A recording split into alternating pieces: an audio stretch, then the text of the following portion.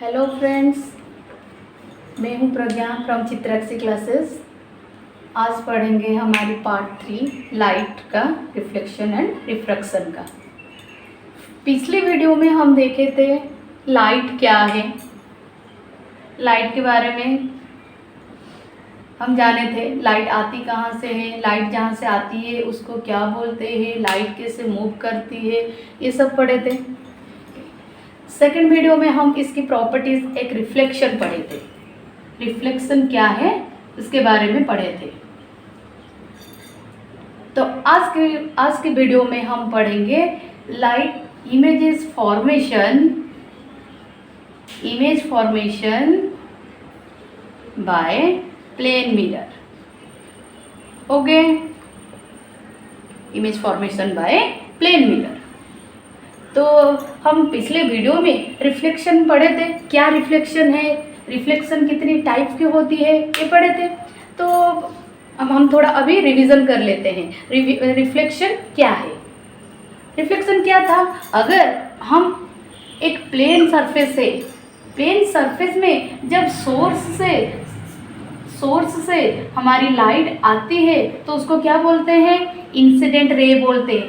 Arrow mark करना हमेशा याद रखना, एरो हमेशा याद करके देना है हमें। इंसिडेंट रे कहाँ से आते हैं, सोर्स से आते हैं। कहाँ पे टकराते हैं, हमारी सरफेस में टकराते हैं। तो देखो कौन सी डायरेक्शन में मैं एरो दे रही हूँ, इस डायरेक्शन में, मतलब रे यहाँ से यहाँ पर आती है। ओके, तो जिस पॉइंट में वो टकराती है उसको क्या बोलते हैं, इंसिडेंट पॉइंट बोलते हैं। ये तो कल पढ़े थे ना, इंसिडेंट पॉइंट। और जो सी रे आती है उसको बोलते हैं इंसिडेंट रे बोलते हैं।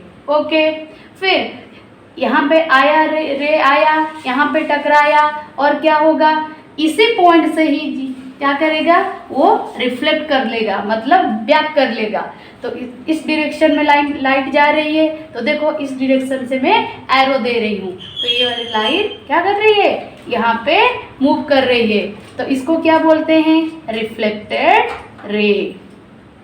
ओके, इसको बोलेंगे रिफ्लेक्टेड रे। और हम और एक चीज क्या पढ़े थे, इंसिडेंट रे और रिफ्लेक्टेड रे के बीच में जो सा वाला हमारी सरफेस को परपेंडिकुलरली एक लाइन बीच में जाएगी, उसको क्या बोलेंगे, नॉर्मल बोलते हैं। ये कल हम पढ़े थे कि या नहीं। हमारी सरफेस में जो परपेंडिकुलरली 90 डिग्री में जो लाइन होगा तो उसको हम क्या बोलेंगे, नॉर्मल बोलेंगे। इस नॉर्मल एक इमेजिनरी लाइन होती है, नहीं, कल इसके बारे में पढ़े थे। तो ठीक है, तो इंसिडेंट रे पता चल गया, इंसिडेंट पॉइंट क्या है पता चल गया, नॉर्मल क्या है पता चल गया, और रिफ्लेक्टेड रे क्या है पता चल गया। और इसके हम कुछ लॉस पढ़े थे, रिफ्लेक्शन की 2 लॉस पढ़े थे, याद है या नहीं। तो क्या है लॉस। फर्स्ट लॉ क्या कहता है, हमारी इंसिडेंट रे, हमारी नॉर्मल और हमारी रिफ्लेक्टेड रे क्या करते हैं, एक ही प्लेन में लाई करते हैं। Incident ray, normal and reflected ray all lie in same plane. Okay, same plane में लाई करते हैं।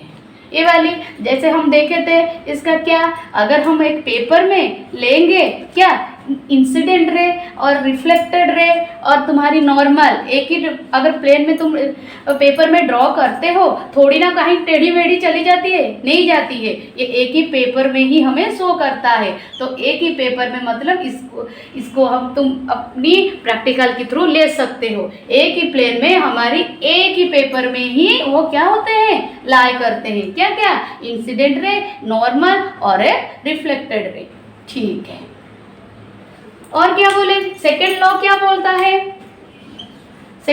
बोलता है, जिससे इंसिडेंट रे आते हैं हमारे नॉर्मल के थ्रू, वो क्या करते हैं, हमारे रिफ्लेक्टेड हो जाती है, तो नॉर्मल के अलोंग वो क्या करती है, एक एंगल बनाते हैं या नहीं। मतलब हमारी इंसिडेंट रे और नॉर्मल के थ्रू जितनी एंगल क्रिएट होती है ना, वही रे क्या करती है, सेम एंगल बना के नॉर्मल होके वो क्या करते हैं, रिफ्लेक्ट हो जाते हैं। मतलब क्या है, वो इंसिडेंट और नॉर्मल के थ्रू जितनी एंगल क्रिएट होती है, हमेशा याद रखो नॉर्मल और रिफ्लेक्टेड एंगल भी उतना ही एंगल क्रिएट होती है। अगर तुम्हारी नॉर्मल इंसिडेंट एंगल 30 डिग्री हुआ तो नॉर्मल एंगल रिफ्लेक्टेड एंगल भी 30 डिग्री होगा। जैसे कि इंसिडेंट एंगल को हम क्या डिनोट करते थे, स्मॉल आई, ओके, और रिफ्लेक्टेड एंगल को क्या डिनोट करते हैं, स्मॉल आर। तो angle of incidence equals to angle of reflection. ये समझ आ गया? ये वाली थे हम पिछले वीडियो में पढ़े थे, क्या इन रिफ्लेक्शन क्या है, रिफ्लेक्शन की 2 लॉस क्या है। ओके, तो 2 लॉस क्या है, इंसिडेंट ने, normal and reflected ray all lie are in same plane, एक ही प्लेन में होते हैं। ओके, और सेकेंड लॉ क्या कहती है, angle of incidence equals to angle of reflection. अगर तुम्हारी एंगल 30 इंसिडेंस 30 डिग्री हुआ तो एंगल ऑफ रिफ्लेक्शन भी 30 डिग्री ही होगा। ओके, क्योंकि हम पढ़े थे रिफ्लेक्शन का मतलब क्या है, वो आती है, प्लेन में टकराती है और बाउंस बैक होके चले जाते हैं, इसलिए इसको हम रिफ्लेक्शन बोलते हैं। ठीक है, ये हो गया। तो प्लेन में ये वाला तुम्हारा था एक प्लेन सरफेस। प्लेन सरफेस में तुम लोग ये वाली पढ़ से लाइट आया, टकराया और चला गया। और हम 2 टाइप की रिफ्लेक्शन कल पढ़े थे, कल की वीडियो में था, हम 2 टाइप की रिफ्लेक्शन पढ़े थे। तो 2 टाइप का रिफ्लेक्शन क्या था, एक क्या है, एक था रेगुलर रिफ्लेक्शन, एक था रेगुलर रिफ्लेक्शन, सेकेंड वन था क्या, डिफ्यूज रिफ्लेक्शन, था या नहीं?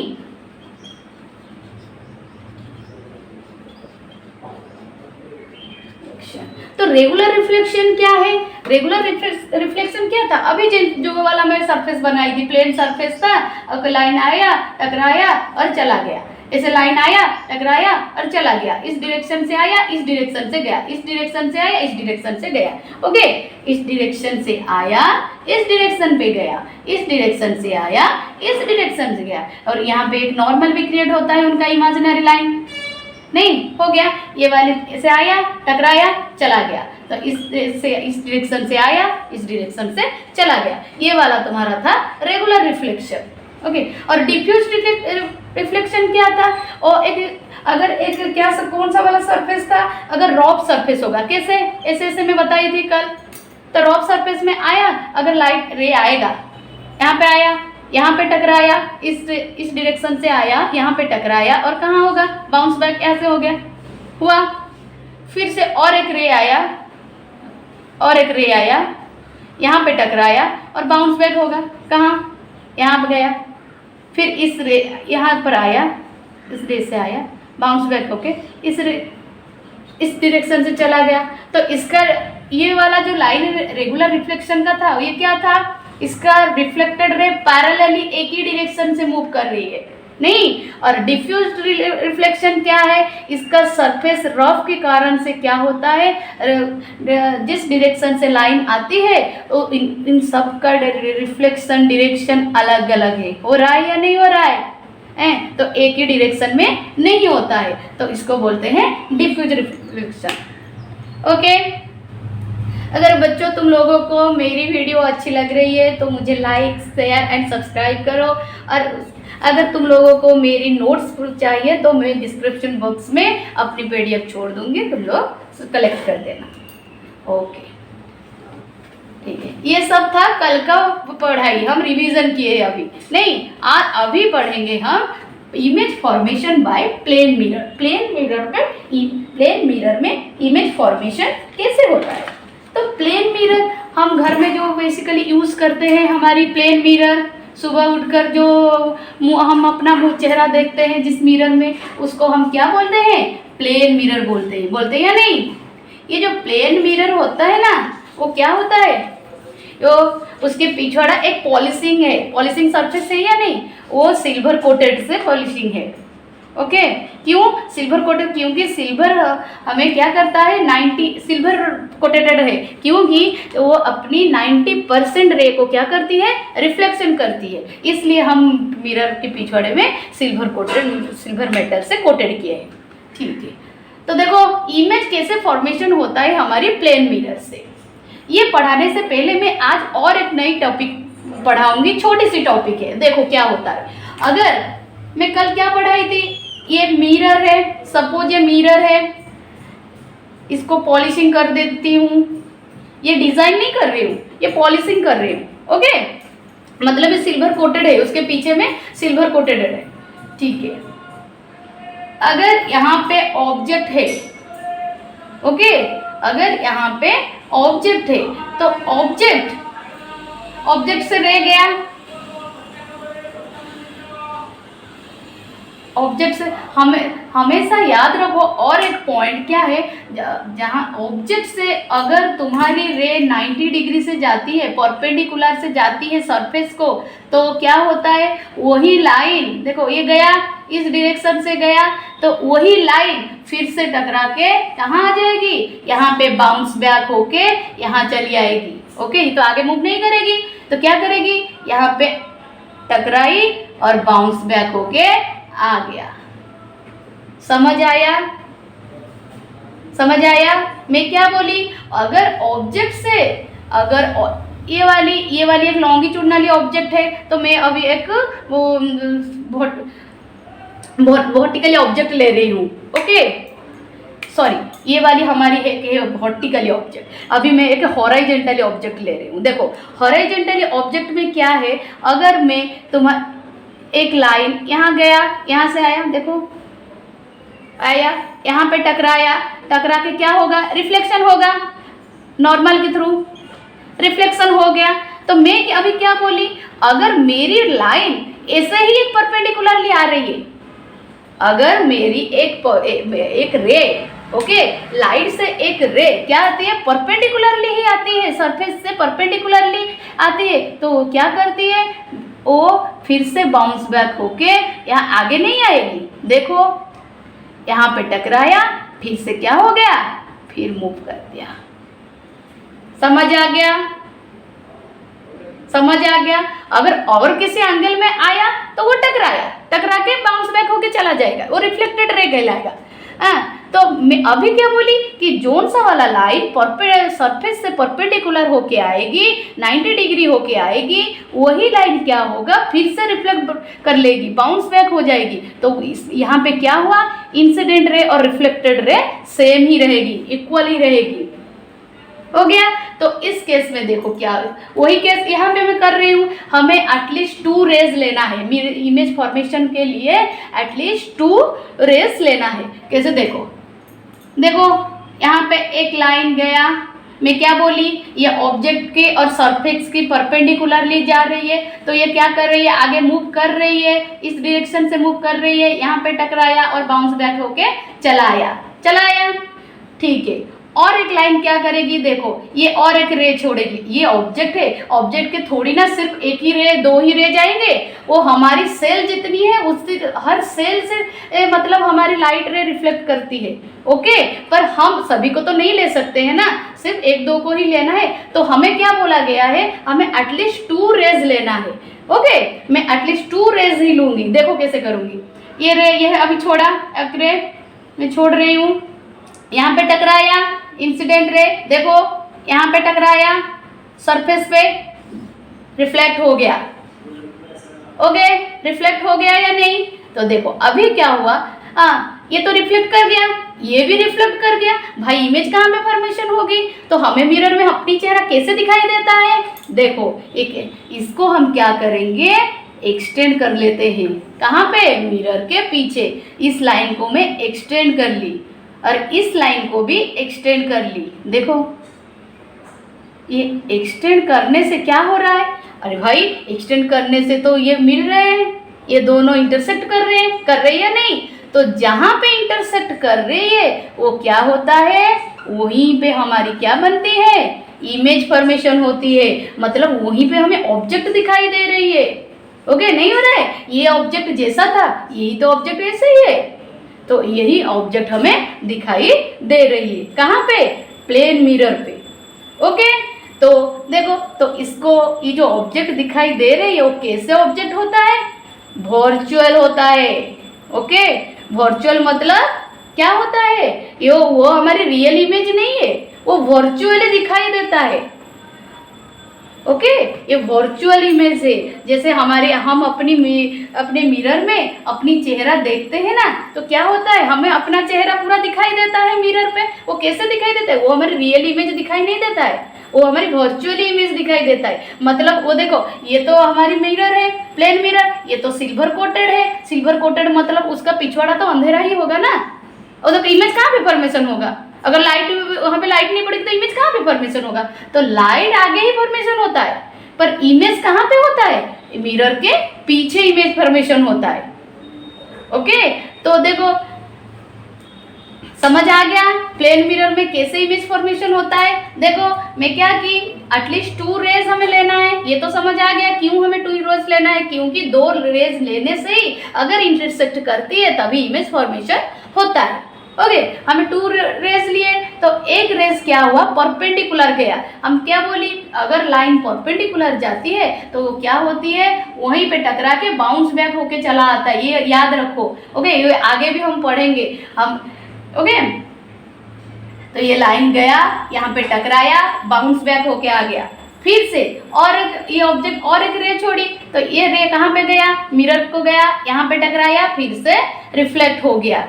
ओके, ये इसका नॉर्मल है, देखो ये इसका नॉर्मल है, नहीं है? इस नॉर्मल में वो जितनी एंगल यहाँ पे क्रिएट करेगी उतनी ही एंगल यहाँ पे उतना ही क्रिएट करेगी। अगर यहाँ पे 40 डिग्री हुआ तो यहाँ पे भी 40 डिग्री होगा। ओके, ये लॉज ऑफ रिफ्लेक्शन को फॉलो कर रही है या नहीं है? ये सेम प्लेन में है, इक्वल एंगल भी है। ये वाली भी क्या है, हम क्या बोली, जोन सा वाला लाइन परपेंडिकुलरली मूव करेगा वही बाउंस बैक करके उसी इंसिडेंट रे और रिफ्लेक्टेड रे इक्वल हो जाएगी। पर यहाँ पे क्या हुआ, वो तो दोनों लाइट चले आए, रिफ्लेक्ट कर गए, तो इमेज कैसे फॉर्मेशन होगा? ये हमें क्या करेंगे, इसको हम एक्सटेंड कर लेते हैं पिछवाड़े में, और इसको भी एक्सटेंड करने से वो जहाँ पे भी इंटरसेक्ट करेंगे वो क्या होगा, वहाँ पे ऑब्जेक्ट जैसे एक चीज खड़ा होगा, जिसको हम बोलेंगे क्या, इमेज। और इमेज क्या होता है, वर्चुअल होता है। समझ आ गया प्लेन मिरर में इमेज कैसे फॉर्मेशन होता है? ठीक है,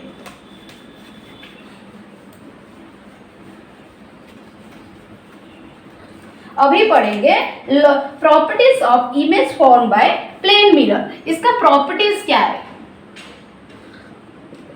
इसका प्रॉपर्टीज क्या है? ये जो प्लेन मिरर में इमेज फॉर्मेशन हुआ उसका प्रॉपर्टीज क्या है? देखो ये वाली ऑब्जेक्ट, ये गया फिर बाउंस बैक होके आ गया, अभी ये गया, ये रिफ्लेक्ट हुआ, आ गया, तो इसको हम एक्सटेंड करते हैं डॉटेड लाइन से, यहाँ पे देखो इंटरसेक्ट कर गया, यहाँ पे एक इमेज फॉर्मेशन हो गया। ओके, ठीक है, देखो ये वाली जो समझाई थी। ओके, फर्स्ट प्रॉपर्टीज क्या कहलाता है, एक प्लेन मिरर का फर्स्ट प्रॉपर्टीज क्या कहता है, वर्चुअल एंड इरेक्ट। वर्चुअल क्या होता है, मतलब मिरर के पीछे वर्चुअली हो गया, मतलब हमारी रियल इमेज नहीं है। ओके, वो वर्चुअली है। और इरेक्ट क्या है, सीधा है। देखो ऑब्जेक्ट जैसे सीधा होता है वो इमेज भी उतना वही सीधा होता है। ओके, तो वर्चुअल एंड इरेक्ट इमेज हो गया। सेकेंड प्रॉपर्टीज क्या कहता है, same size as object, same size as object. Same size मतलब देखो ऑब्जेक्ट का साइज जितना बड़ा है इमेज का भी साइज उतना ही बड़ा होगा। ओके, अगर ऑब्जेक्ट का साइज 2 सेंटीमीटर है तो इमेज का साइज भी 2 सेंटीमीटर होगा। समझ आया? वो सेकेंड प्रॉपर्टीज। थर्ड प्रॉपर्टीज क्या कहेगा, लैटरली इन्वर्टेड। ये एक इंपॉर्टेंट है। देखो लैटरली इन्वर्टेड क्या है, अगर तुम राइट हैंड साइड से ऑब्जेक्ट से खाना खा रहे हो, ओके, ऑब्जेक्ट अगर राइट हैंड साइड से खाना खाते हैं तो इमेज कैसे दिखाई देता है, वो लेफ्ट हैंड साइड दिखाई देता है। ओके, उल्टा दिखाई देता है। समझ आ गया? ये तो सबको पता है, ऑलमोस्ट सबको पता है। हम मिरर से ऐसे बचपन में देखते थे, नहीं अगर कोई खाता होगा तो हम आगे जाके देखते, हम उसको बोलते नहीं ये तो लेफ्ट हैंड से क्यों खा रहा है, बोलते हुए नहीं। ठीक है, लास्ट पॉइंट क्या है, सेम डिस्टेंस मतलब क्या है, देखो ऑब्जेक्ट ऑब्जेक्ट मिरर से जितनी दूरी पर है, ओके, मतलब ये 5 मीटर पर है, तो तुम्हारी मिरर से इमेज का भी डिस्टेंस उतना ही होगा, 5 मीटर। समझ आया?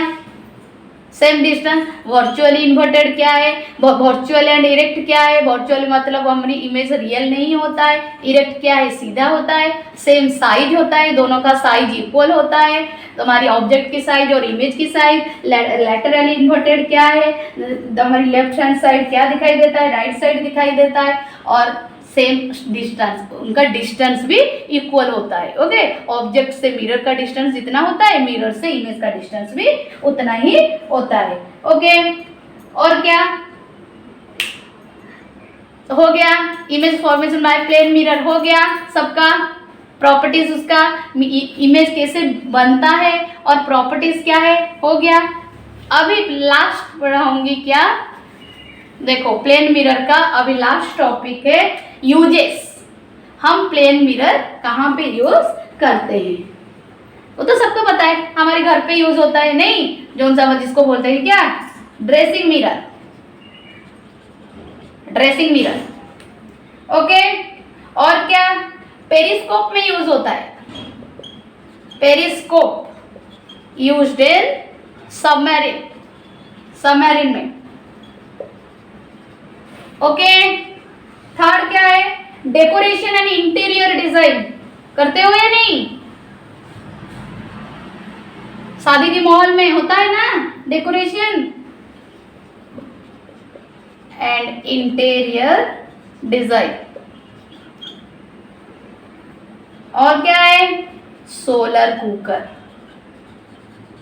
सोलर कुकर में यूज होता है।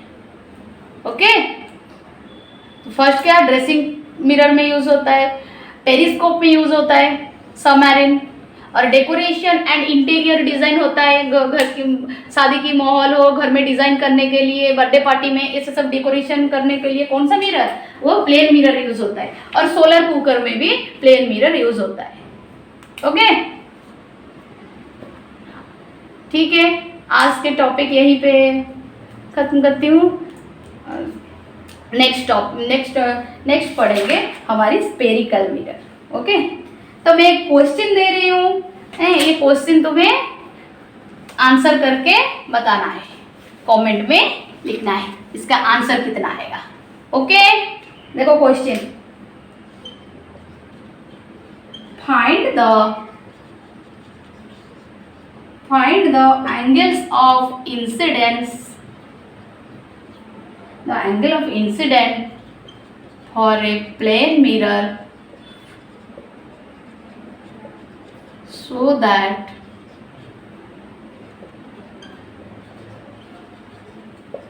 incident ray is normal to reflected ray। Okay, इसको करके आना है। वो क्या बोल रहे हैं, find the angle of incidence for a plane mirror so that incident ray is normal to reflected ray. ये सब ट्राई करो, अगर नहीं होगा मैं नेक्स्ट वीडियो में इसका आंसर बताऊंगी। Okay, thank you.